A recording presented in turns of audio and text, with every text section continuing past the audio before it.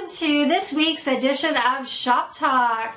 This week I want to talk to you about LinkedIn endorsements versus recommendations and what it means. You may have noticed that anytime you go to somebody's profile on LinkedIn these days, at the very top of the profile, there's a box with a bunch of words in it, and LinkedIn is prompting you to endorse people for these skills. People seem to be endorsement happy. I get notifications for endorsements every single day. But a really interesting thing happened a few weeks ago. Somebody said to me, I noticed that my number 3 endorsement on LinkedIn is social media, so I'm thinking maybe I should start selling social media. This individual doesn't know anything about social media. So when you're endorsing someone, think about what it is you are endorsing them for. Is that really what they do? Or are you just acting like a sheep and you're following the herd and you're just click, click, click, click, click without any random thought? Put some thought into the endorsements that you give people so that the endorsements actually make sense and align with what these people do.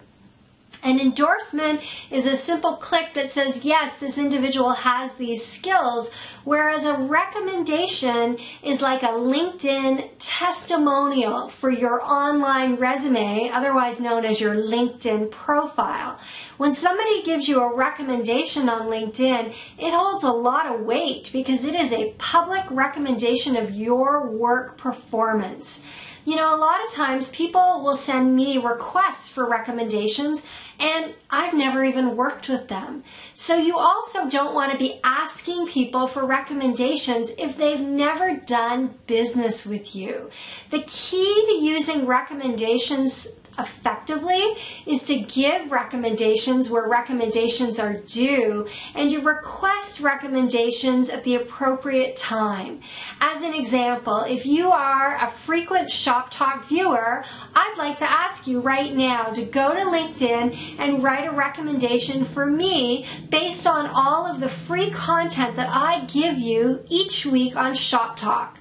That would be a legitimate ask. Or if I have a training program, at the end of the training program, asking someone to give me a recommendation based on the training if they got value would be a legitimate ask. But going into my address book and just selecting every single contact and firing out an email and saying, hey, could you please recommend me?